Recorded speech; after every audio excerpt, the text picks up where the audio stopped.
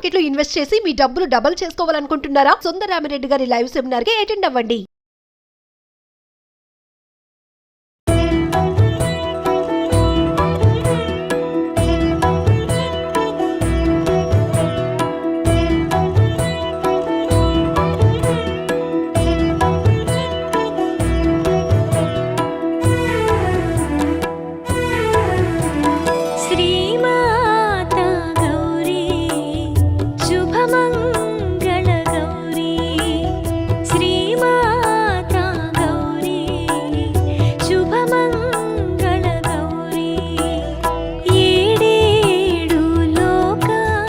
నమస్తే రమగారు. నమస్తే జయ.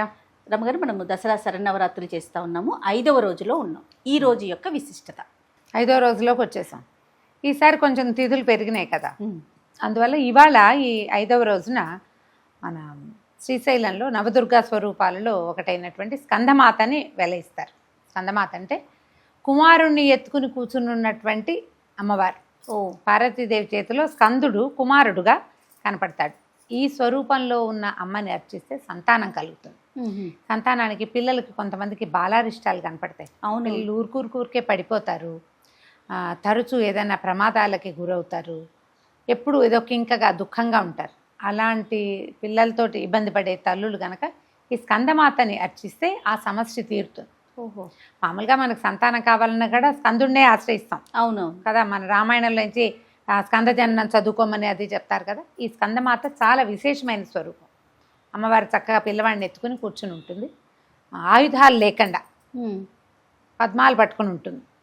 పై చేతిలోనూ పద్మాలే ఉంటాయి, పిల్లవాడిని ఎత్తుకుంటుంది. ఈ చేతిలో ఏమో అభయముద్ర విశేషంగా కనపడుతుంది. అయితే ఈ రోజున మనకి ఇంద్రకీలాద్రి మీద కనకదుర్గ అమ్మవారి దేవాలయంలో మహాలక్ష్మి స్వరూపాన్ని వేస్తారు.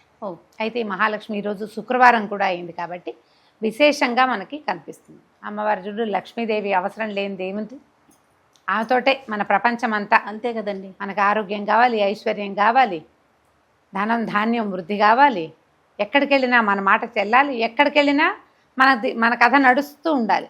ఆ కథ నడిపించేది లక్ష్మీదేవే. మహాలక్ష్మి పూజా విధానం శ్రావణ మాసం అంతా మనం విశేషంగా చేస్తాం.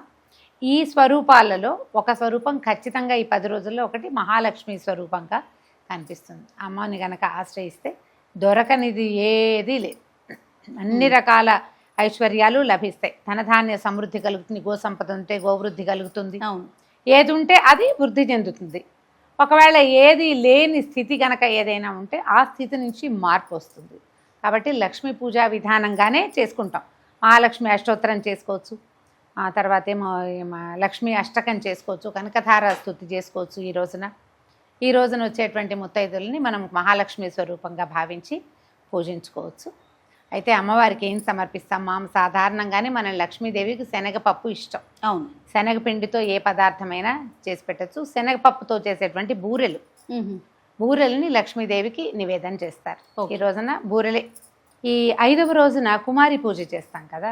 5వ రోజు చేసే కుమారి పూజ 6 సంవత్సరాల బాలికకి చేస్తారు. ఈమె పేరు కాళిక. 6 సంవత్సరాల బాలికని కాళికా స్వరూపంగా భావించి పూజ చేస్తే మృత్యు భయం పోతుంది. మృత్యువు తప్పనిసరిది కదా. అవునండి, ఎప్పటికైనా తప్పదు. కాకపోతే అపమృత్యువు ఏం లేదు, ఉన్నటువంటి వాకిట్లోకి వెళ్ళిపోవటం, చిన్న వయసులో వెళ్ళిపోవటం, అకాల మరణాల బాధని తొలగిస్తుంది.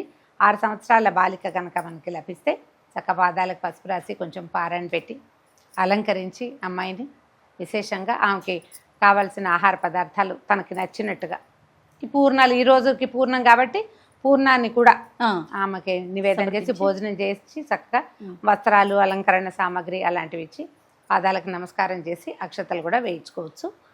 దీనివల్ల ఏంటంటే మృత్యు భయం పోతుంది, అపమృత్యు నివారణ జరుగుతుంది. ఎవరు పూజ చేసుకుంటున్నారో వాళ్ళనే కాదు, ఇంట్లో ఉన్న వాళ్ళందరూ కూడా పూజ చేసుకోవచ్చు. అయితే లక్ష్మీదేవిని గురించి ఒక ప్రత్యేక కథనం చెప్పుకోవాలి మనం. తప్పకుండా. ఈ లక్ష్మి కూడా ఇప్పుడు పార్వతీదేవి మనకి రకరకాల స్వరూపాల్లో కనపడుతుంది. అవునండి. కాత్యాయని మహర్షికి జన్మించింది కాబట్టి కాత్యాయని అని చెప్పుకున్నాం కదా. అక్కడి నుంచి ఈవిడ ఏమిటి, దక్ష ప్రజాపతి కూతురుగా సతీదేవిగా కనపడింది మొదట. తర్వాత పర్వతరాజపుత్రికగా, పర్వత పుత్రికగా, హిమజగా, శైలపుత్రిగా మనకి దర్శనమిస్తుంది అమ్మవారు. లక్ష్మీదేవి కూడా అట్లా వివిధ రకాల జన్మలు కలిగి ఉన్నదన్నమాట. భృగు వంశంలో జన్మించింది కాబట్టి భార్గవి అంటారు. క్షీర సముద్రంలో నుంచి పుట్టుకొచ్చింది కాబట్టి ఆవిడ్ని క్షీరసముద్ర రాజకన్యక, క్షీరాబ్ధి కన్యక అని చెప్తారు.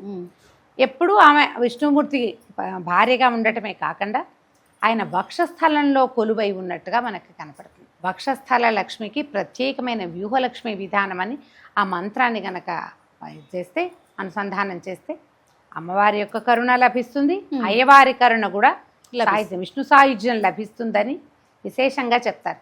అయితే ఈ వ్యూహలక్ష్మి మనం వెంకటేశ్వర స్వామి వారిని అర్చించేటప్పుడు మనకు కనపడుతుంది, వక్షస్థల లక్ష్మీదేవి కనిపిస్తుంది కదా, అక్కడ కూడా ఈ వ్యూహలక్ష్మి మంత్రం విశేషంగా చెప్తారు. ఈ లక్ష్మీ సాధన ఎన్నో రకాలైన మంత్రాలుగా వ్యూహలక్ష్మికి ప్రత్యేకమైన మంత్రం రోజువారీ చేసుకోవటం. అయితే ఇది ఎక్కడ మొదలెట్టామో అక్కడే పూర్తి చేయాలి, అలాంటి నియమాలు కూడా కొన్ని కనిపిస్తాయి. చక్కగా లక్ష్మీ అష్టోత్తరం ఎంత సులువైనదో. అసలు ముత్తైదో వివాహం అవ్వగానే మొదట రోజువారీ పూజలు, ఆడపిల్లలు చూడు ఇంట్లో ఉన్నప్పుడు ఊరికి అమ్మ పూజ చేస్తే దండం పెట్టుకుంటారు, అవును అంతే కదా. కానీ మనకి వివాహానంతరం వాళ్ళ ఇంట్లో వాళ్లే దీపం పెట్టుకుంటారు, లేదా అత్తగారు కొన్ని సవరిస్తే అత్తవారింట్లో ఉంటే ఆ కోడలు వెళ్ళి దీపం పెడుతుంది. మొట్టమొదటి నేర్చుకోవాల్సింది లక్ష్మీ అష్టోత్తరమే. లక్ష్మీ అష్టోత్తరం నేర్చుకుంటే ఒకటి మనకి ధనమో ఐశ్వర్యమో ఇంకేదో పెరగటమే కాదు, అదొకటే కాదు, భర్త యొక్క ప్రీతిని ఇతోధికంగా పొందుతారు వాళ్ళు. ఆవిడ మళ్ళీ హృదయంలోనే ఉంది కదా. పైగా అమ్మవారిని ఏం చెప్తారంటే నిత్యానపాయినిగా చెప్తారు, భర్తను విడిచి ఉండదు. అందుకని ప్రత్యేకంగా ఈ లక్ష్మీ పూజా విధానాన్ని కొత్తగా పెళ్ళైన ఆడపిల్లలందరూ అలవర్చుకుని నిత్యము లక్ష్మీ అష్టోత్తరం చాలా సులువు, 108 నామాలు, చక్కగా స్తోత్రం లాగా ఉంటుంది. 10 రోజులు చదివారంటే నేను చక్కగా నేర్చేసుకోవచ్చు, ఈజీగా సులువుగా కూడా. ఎప్పుడు మనం శుక్రవారం లక్ష్మీ పూజ చేసుకోవచ్చు. శ్రావణ మాసం వచ్చినప్పుడు ఎవరో వచ్చి చేయించక్కర్లా, మనమే మెల్లిగా కూర్చుని మన పూజ మనం చేసుకోవచ్చు. విశేషంగా లక్ష్మీదేవిని అర్చిస్తారు. అయితే ఈ రోజున అమ్మవారికి గులాబీ రంగు వస్త్రం సమర్పణ చేస్తాం. ముదురు గులాబీ రంగు, లేత గులాబీ రంగు, ఏదైనా సరే. గులాబీ రంగు అంటే పింక్ కలరు అదే వస్త్రాలు సమర్పిస్తాము.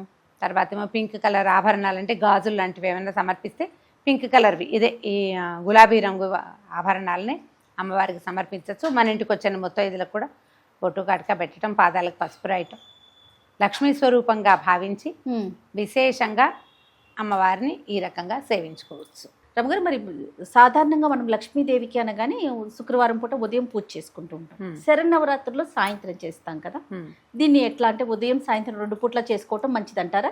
ఇప్పుడు ఎప్పుడైనా శరన్నవరాత్రుల్లో 2 పూట్ల విధానం చేసే వాళ్ళు ఉంటారు. కేవలము రాత్రుళ్లే పూజించే విధానం కొన్ని ప్రాంతాల వారి ఆచారంగా కనపడుతుంది. మేము ఉదయం సాయంకాలం 2 సమయాల్లోనూ చేస్తాం. మీరు దేవాలయాల్లో గమనించండి, ఉదయం విధానం, సాయంకాలము విధానం ఉంటుంది.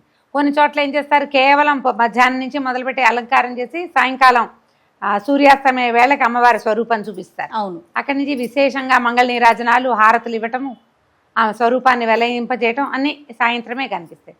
మన విధానాన్ని బట్టి మామూలుగా శుక్రవారం లక్ష్మీదేవి పూజ ఏమిటి, పొద్దుటి పూట చేసుకుంటాం. మళ్ళీ శుక్రవారం మనకి రాహుకాలం ఒకటి వస్తుంది. అవును, 10:30 నుంచి 12 గంటల దాకా. ఈ రాహుకాలం మొదలయ్యేసరిగా దీపం వెలిగించి రాహుకాలం అయ్యేదాకా దీపారాధన ఉంచుకుంటే విశేషంగా లక్ష్మీ పూజ కుదురుతుంది. ఇప్పుడు మన లక్ష్మీ పూజ సాయంకాలం చేసేది ఒకటి కనపడుతుంది. ఎప్పుడు చేస్తాం మనం? అమావాస్య, దీపావళి అమావాస్యకి రాత్రి పూట చేసుకుంటాం. ఈ దసరా శరన్నవరాత్రుల విశేషము రాత్రి అని చెప్పబడ్డం వల్ల సాయంకాల అర్చన, పగలు ఉపవాసం ఉండటం, ఏర్పాట్లు చేసుకోవటం, రాత్రి చేసుకోవటం ఒకటి. మనం ఇప్పుడు మన అలవాటుని బట్టి చేసుకోవచ్చు. ఉదయం అయినా సాయంకాలమైనా. ఉదయం చేసిన అర్చనే మళ్ళీ సాయంకాలం అదే అర్చనే చేస్తాం. అదే అమ్మవారికి షోడశోపచారాలు చేస్తాము. మామూలు రోజుల్లో ఏ అమ్మవారికి అమ్మవారికి విశేషమైన ఆరాధన చేసినా కూడా శ్రీ సూక్త విధానంతో చేసే పద్ధతి ఒకటి ఉంటుంది. సులువే, కష్టమేం కాదు. అలవాటైతే వరుస వచ్చేస్తుంది, షోడశోపచారాలు ఆ వరుసగా వస్తాయి. శ్రీ సూక్త విధానంతో అమ్మవారిని అర్చించుకుంటేనే చాలా విశేషంగా చెప్పబడుతుంది. ఉదయం చేసుకున్నా సాయంత్రం చేసుకున్నా మీ వెసులుబాటును బట్టి చేసుకోండి. 2 పూట్ల చేసుకోండి, అధికస్య అధికం ఫలం. నమస్తే. నమస్తే.